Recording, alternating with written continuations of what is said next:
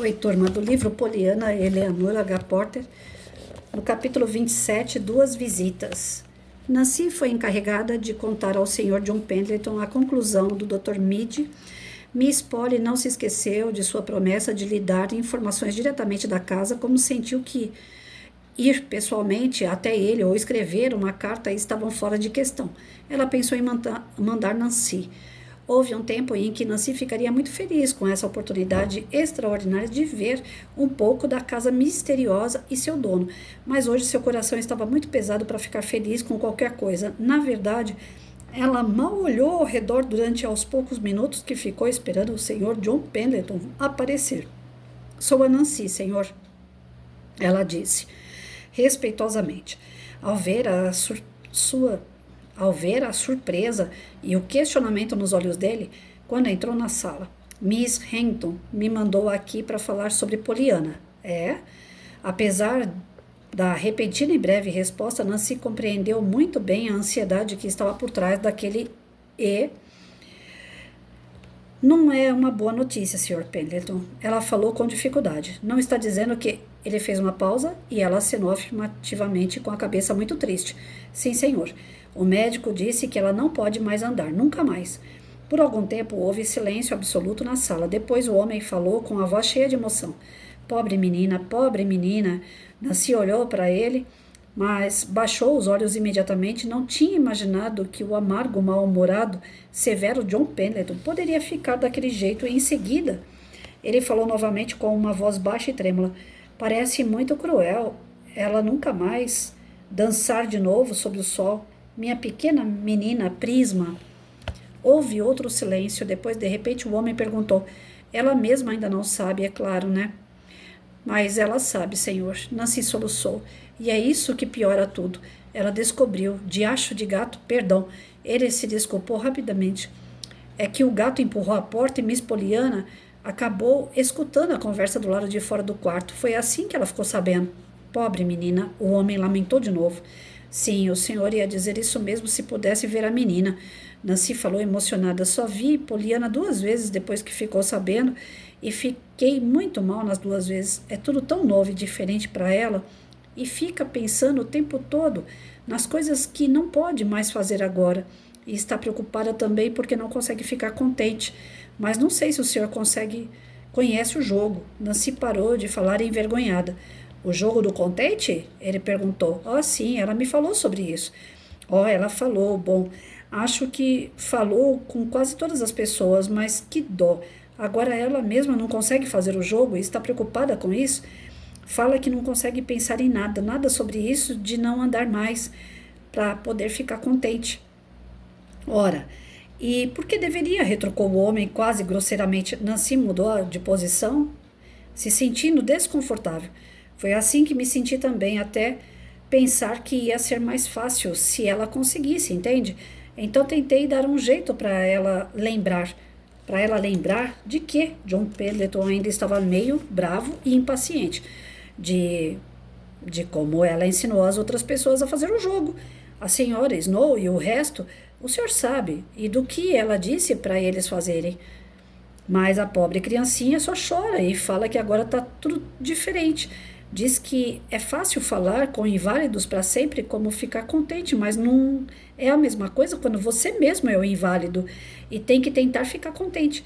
Diz que já falou com ela mesma várias vezes que pode ficar contente porque outras pessoas não têm o problema dela e podem andar, mas que toda vez que ela fala isso, ela não está realmente pensando em mais nada, só que não pode andar nunca mais.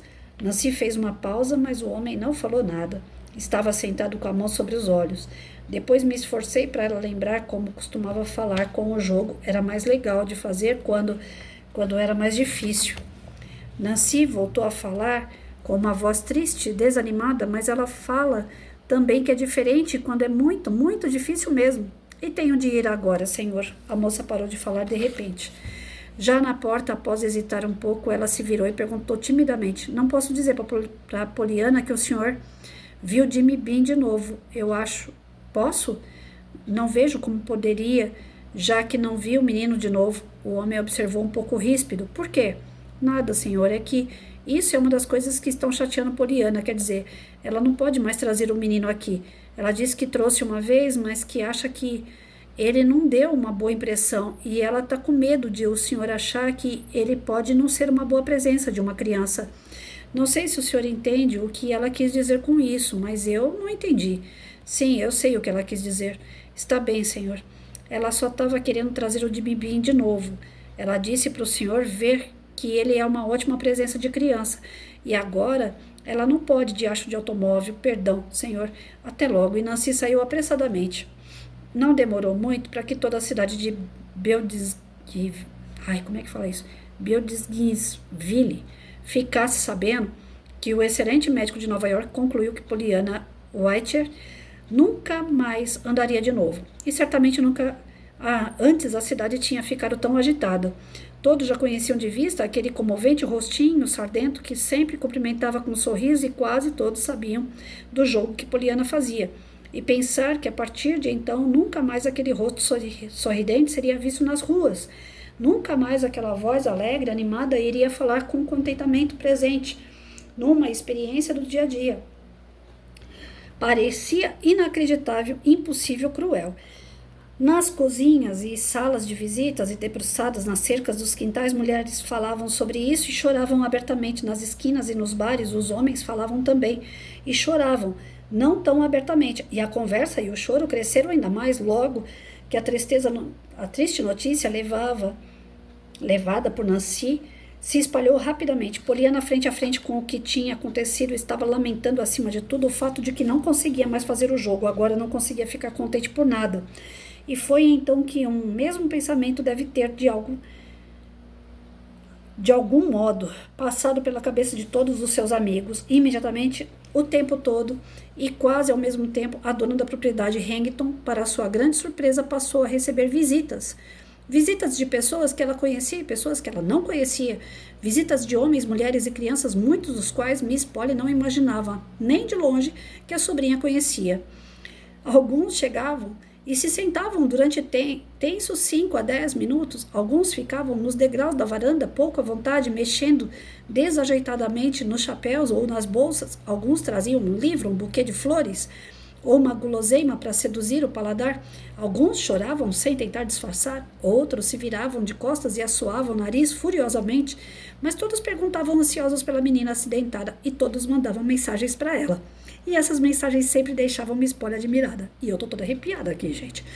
Primeiro veio John Pendleton. Dessa vez estava sem muletas. Nem preciso dizer o quanto estou chocado. Ele começou a conversar quase indelicadamente, mas não há nada mesmo que possa ser feito. Miss Polly fez um gesto de desespero. Estamos fazendo tudo, claro, o tempo todo. O Dr. Mead receitou alguns tratamentos e remédios que podem ajudar, e Dr. Warren está seguindo tudo ao pé da letra, claro, mas o Dr. Mead não nos deu quase nenhuma esperança. John Pendleton se levantou subitamente, apesar de ter acabado de chegar. Seu rosto estava pálido e a boca mostrava seriedade. Miss Polly, olhando para ele, sabia muito bem porque o homem não podia ficar mais tempo na presença dela. Chegando perto da porta, ele se virou para ela. Tenho uma mensagem para Poliana, disse. Por favor, diga a ela que tenho visto Jimmy Bean e que daqui para frente ele vai ser minha criança. Diga que pensei que ela ficaria contente em saber disso. Vou adotá-lo provavelmente. Ai, gente, aí eu choro. Por um momento, Miss Polly perdeu seu costumeiro e bem educado autocontrole. Vai adotar Jimmy Bean? Ela quase gritou, assustada. O homem levantou pouco o rosto. Sim, acho que Poliana vai entender. Diga que pensei que ela ia ficar contente com isso. Ora, é claro, Miss Polly gaguejou. Obrigado, John. Nem eu tô conseguindo ler, gente. John Pendleton agradeceu, enquanto se virava para ir embora. No meio da sala, Miss Polly ficou parada de pé em silêncio e pasmada, olhando na direção do homem que tinha acabado de sair. Ainda mal conseguia acreditar no que seus ouvidos escutaram. John Pendleton vai adotar Jimmy Bean? John Pendleton, milionário, independente, rabugento, conhecido por ser avarento, extremamente egoísta, vai adotar um menino? E logo esse menino? Com uma expressão meio perplexa, Miss Polly subiu para o quarto de Poliana. Poliana, tem uma mensagem de John Pendleton para você. Ele acabou de sair daqui. Pediu para lhe dizer que aceitou Jimmy Bean como sua criança. Disse que pensou que você gostaria e ia ficar contente com saber disso. Subitamente, o rostinho triste de Poliana brilhou de alegria. Contente? Contente? Ora, acho que estou contente. Ô tia Polly, eu queria tanto arranjar um lugar para o Jimmy. E esse é um lugar tão legal.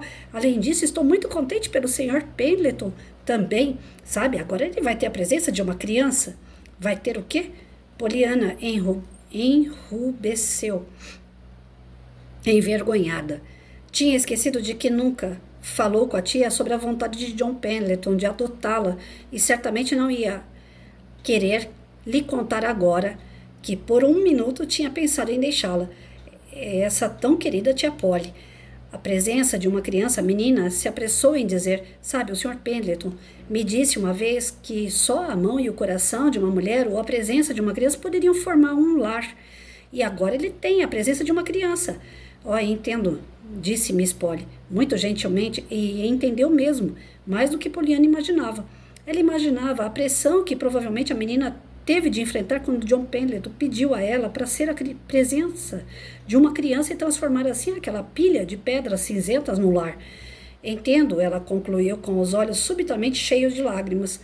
Poliana, com medo de que a tia fizesse perguntas embaraçosas, logo desviou o assunto da casa de Pendleton e o seu dono. Sabe, o Sr. Chilton também disse isso, que é preciso ter a mão e o coração de uma mulher ou a presença de uma criança para formar um lar. Ela comentou.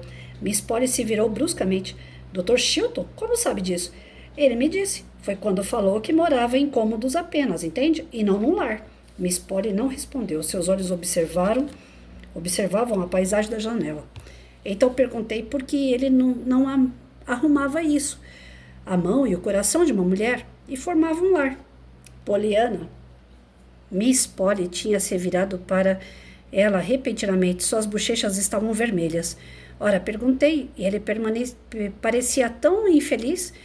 E o que foi que ele disse? Miss Polly fez a pergunta e, embora parecesse que uma força dentro dela queria impedi-la de fazer isso. No começo ele não falou nada, depois falou bem baixinho que nem sempre elas estão só esperando para serem impedidas.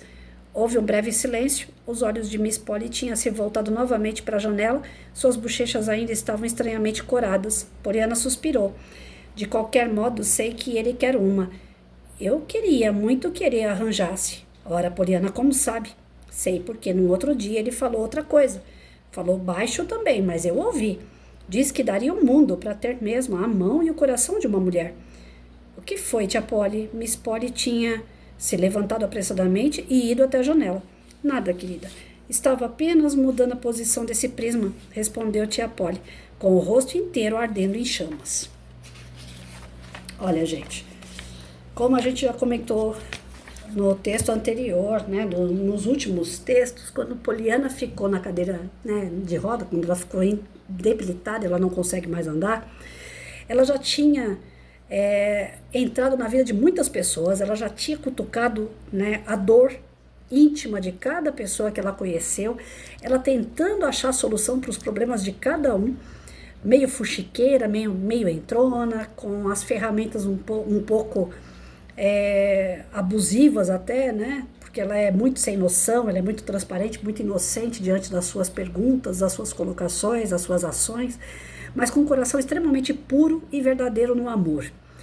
Agora, ela, paradinha, deitada na cama, impossibilitada de continuar com as suas peripécias, ela plantou essa semente nessas pessoas. E já começou a germinar. Essas pessoas estão fazendo o jogo do contente porque aprenderam com Poliana a enxergar o lado bom das coisas. E já está começando a dar frutos. Olha o Pendleton aí querendo adotar o garoto.